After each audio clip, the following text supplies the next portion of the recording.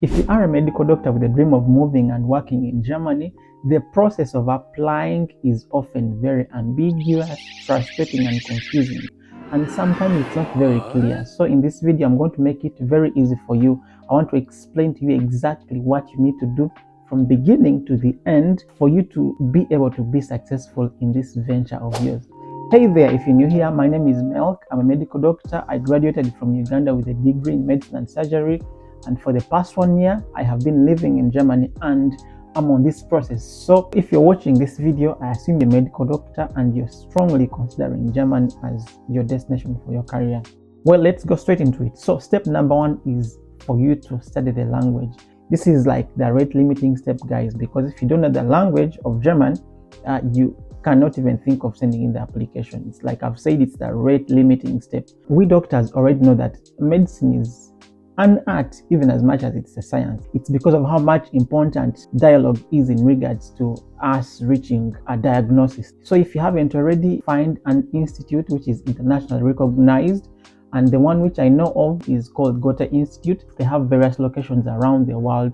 The goal here is for you to enroll and go all the way from beginner level, which is A1, to the level which is acceptable by the German state if you want to practice your medicine, which is level B2 or C1. So the second step is for you to be able to establish which Bundesland you want to practice your medicine in.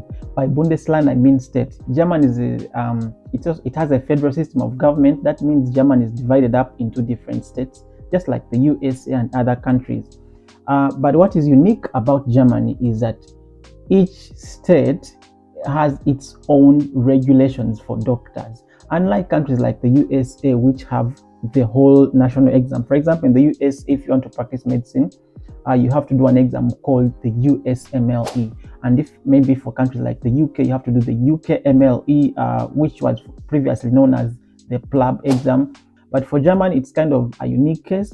Every Bundesland has its own requirements and it has its own exam, which is very unique. It presents its own challenges. Some Bundesländer have stricter requirements and other Bundesländer have kind of maybe more relaxed requirements. So step number 2 is very important, and like I said, it directly leads us into step number 3. And what's step number 3?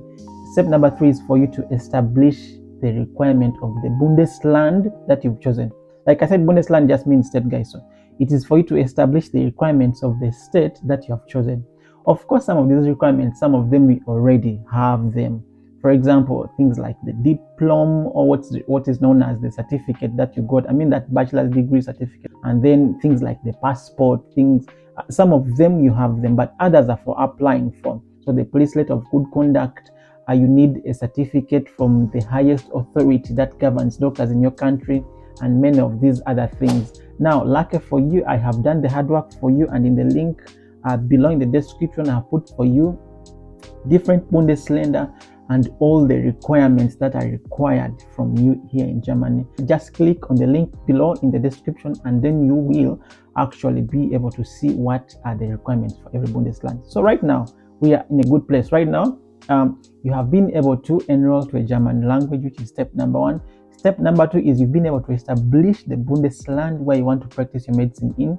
And step number 3 is now you have the requirements that are needed in that Bundesland for you to be able to practice medicine. Step number 4 is for you to now do what we call the certifying of the documents. The certification in German is also known as Beglaubigung process. By this, I don't mean that you go back to your university and then have the document certified by your university. No. The certification process is done by a lawyer who is also certified by the German state. I'm going to also put a link description below of lawyers, of different lawyers who are in Germany who are certified to do the Beglaubigung process. Now, for people who are not yet in Germany, if you're still in your country, what you do is reach out to the German embassy and then submit this document to the embassy, telling them you want them to do a Beglaubigung for you, or the certifying for you. And at the embassy is going to make its own copies. They put a seal together and say these are certified documents. And yeah, just like that, you have finished step number 4. Now this leads us directly to step number 5, translating them into the German language. Now the translation, if you're here in Germany, it's also an easy thing. But also, like, the translators have to be certified by the German government. Not anybody can say, I am translating for you. Not any institute out there, not even different universities out there which teach German. No, the translation has to be done by an official translator of the documents. So if you're in German, here in the description below, I've put for you the link of the different people whom you can reach out to. These are official translators and you can reach them out. But if you're not in Germany, you actually have two options. You can have these documents posted to somebody that you already know in Germany. Like somebody, maybe you already have a contact with somebody in Germany. This, I think, is the best thing for you to do. But if you don't, then you can, of course, seek the guidance of the German embassy. I highly recommend option 1. Step number 6, the submission of the documents. Yes. Now, if you are already in Germany, this is very easy. Which body do you submit your documents to? It's basically called the district administration, or in German, the Bezirksregierung. So what you do is just type in and say maybe Bezirksregierung Approbation, then you put in the Bundesland. So what you do is you submit your documents. Now, these documents cannot be submitted online. They have to be submitted by post. At this point in time, you're not submitting your original documents. What you do is you get your certified documents and then add in the translated documents, put them in an envelope, and then you submit them to the Bezirksregierung that is responsible. Yeah, like I said, so if you're in Germany, you do that. But if you're not in Germany, what you do is you can maybe have a contact person. If you have a contact person in German to whom you can post the things, I mean, you can post them by DHL, or if you just know somebody, it's possible to just send these documents and then you have them submitted. But even if you don't have a contact person here and you have your certified and translated documents, you can post them by DHL and they'll reach your Bundesland. And once this Bezirksregierung receives these documents, what they do is they send you a notification to say, we've received your documents. And then they'll go through them and they take their time. But usually the notification process is within 1 month for them to tell you. It's actually by rule that they should notify, but within 1 month that they have received your documents.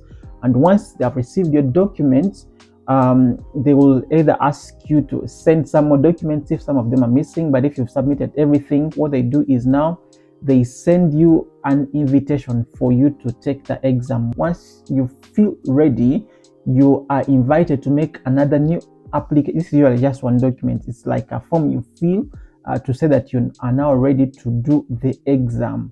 And this is like the primary and rate limiting exam, also known as the Fachsprachenprüfung. Once you do this exam, of course, you're able to practice medicine in Germany. So this exam they're inviting you to is a special language exam, which is tailored to medicine. I have a different video coming up talking about the exam specifically. But if you're not in Germany already, still they will send you this invitation. And with this invitation, it's the one you use at the German embassy to apply for a short-term visa for you to come to Germany and do the exam. You can check out this playlist here. It's about life in German. I have a few videos here. You can check on them. And well, if you've stuck around until this far, I really appreciate your time, guys. I don't take it for granted. I hope you found the video very helpful in one way or another. And if it's been very helpful, please consider subscribing to the channel. I intend to do more. Just in case you have any specific question, please don't hesitate to leave it in the comment section. I'll be very happy to answer every single comment in there. I always try to answer every single comment. Yeah, I hope you enjoy this, guys, and until the next one, bye and peace.